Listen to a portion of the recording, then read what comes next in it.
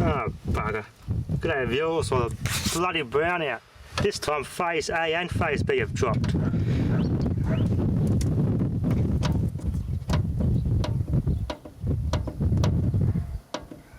Show me the, no, doesn't want to show me the volts.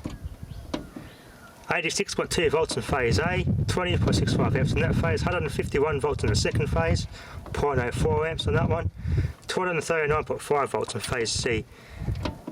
Yeah. What the hell is going on with these bloody things all over the shop here?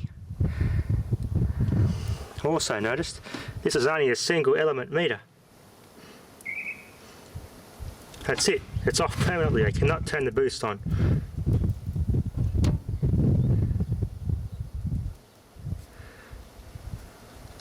That's it.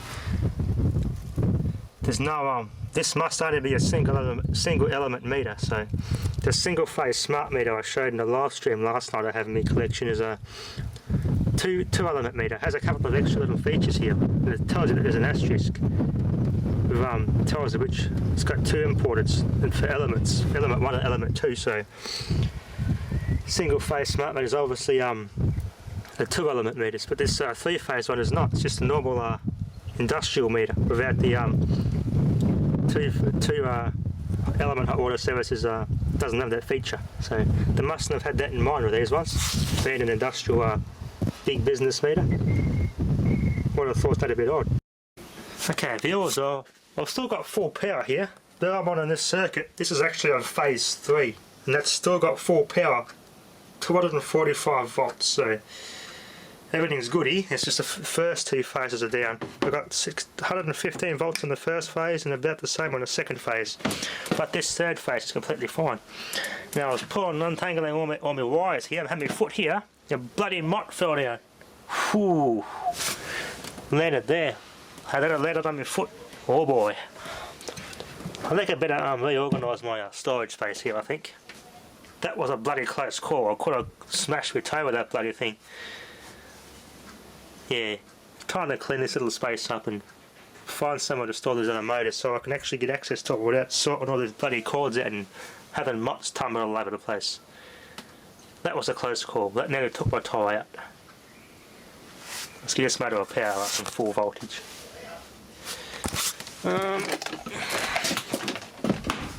Untangle that wire.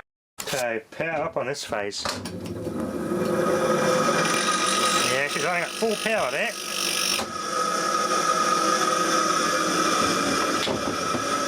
God love your industrial plug tops. These industrial sockets are awesome. Of course they're only meant for industrial IP66 rated plugs, not these domestic HPM angle, right angle side entry plugs, because they obviously don't fit.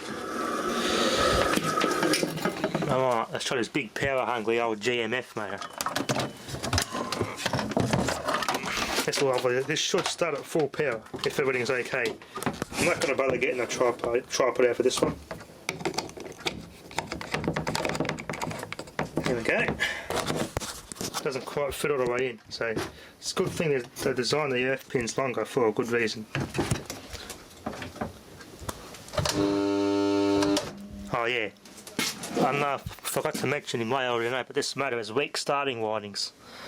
It's one of those the old school centrifugal switch start motors, so never ever had a capacitor, so its start windings are a bit weak. So I've got to give it find a good spot, then try again. There we go.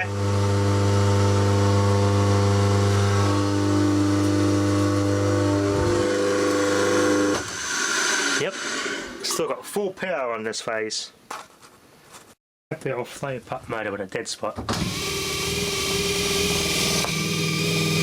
Just hold it down like that. I found a dead spot.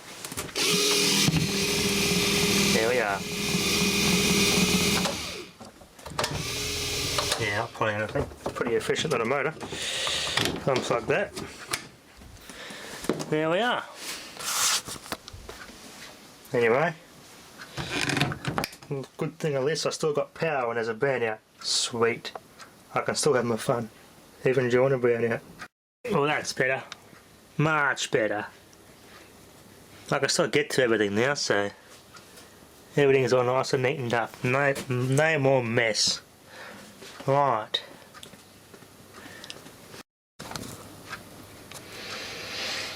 Mine, I've ripped the LCD out of this. The LCD is the only thing worth keeping. As I have a drive circuit. I wonder if I can make a drive circuit with the Arduino for this. Be interesting. I need some sort of connector for it and come up with some sort of code to run it. Take this circuit board off and the rest will probably mot to earth. Then I'll get the earth mot treatment, that one. Quite a decent quality bit of substrate too. Decent quality circuit board. These blue LEDs are interesting. Green reflectors. I might keep those. Although these buttons are plastic, they used to have metal supporters on them. I might as well keep these as replacement buttons to fix things with. Lots of spare buttons on here. And if I have one of my older TVs or something, the button buckles up in one of those. I've got a crap load of spare buttons. Seems to be all this thing's got, so I reckon I'll keep this. There's nothing really on here to pop anyway. Large abundance of spare buttons. Sweet. Take this LCD off. Looks like it just clips off. I'll get the LCD out and keep that. A wireless radio. This seems to be all it connects. I wonder if I can find one of those, an Arduino to run this. That'd be cool. There's the little antennas there. That's all it needs is those little pins there, 8 pins to connect it. Might keep that, might be able to run that. You've got to get that capacitor off there. It's a Nippon Chemical and KZE series. 50 volt, 220 microfarad, little relay there. Little electrolytic cap which would go to pop. Another one there to pop. This one here is a 100 microfarad 50 volt Panasonic capacitor. And we've got some T-Pay caps to pop. I'll get these inductors off. Kept the Panasonic 2032 battery, they're useful too. Thailand. Where it's made. Another connector made in Thailand, and now there's a Molex USB port.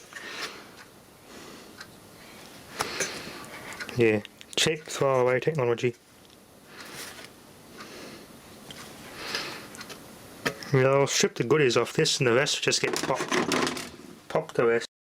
Now viewers, these are all the goodies I got. Little modem, or radio there, made in China, HP part. Just those 8 pins, I can solder some new ones on there, if I really wanted to. 105 degrees Celsius cap. And some inductors. Ferrite inductors.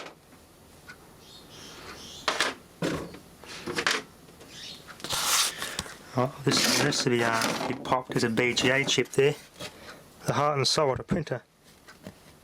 See if I can rip that off.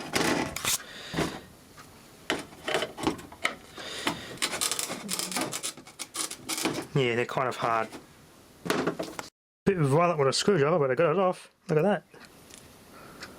There we are. That's what the BGA chip is. All those little tiny dots are actually balls of solder. And they put that in an oven. And it melts it and solders it on, and that's it. That's the 21st century for you, the ball grid array chip. Replaces many useful components which we could have recycled and reused, but these are taking over. Look at that, it's just a bit of bloody circuit board substrate and everything's inside there. That's unbelievable. Might put a hole in that and make a nice keyring out of it. A BGA chip with a keyring, that'd be nice. There you go. Let's see when you make a keyring out of it. AKI Thailand. That's that brand specialises in typewriters. That might put to do with a fax machine function, I reckon.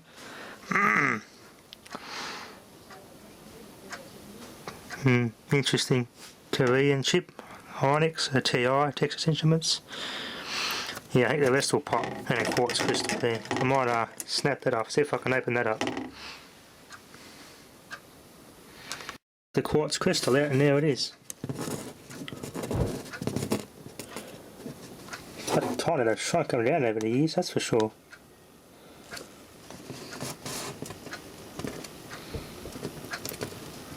Damn, that thing's tiny. Come on, camera focus.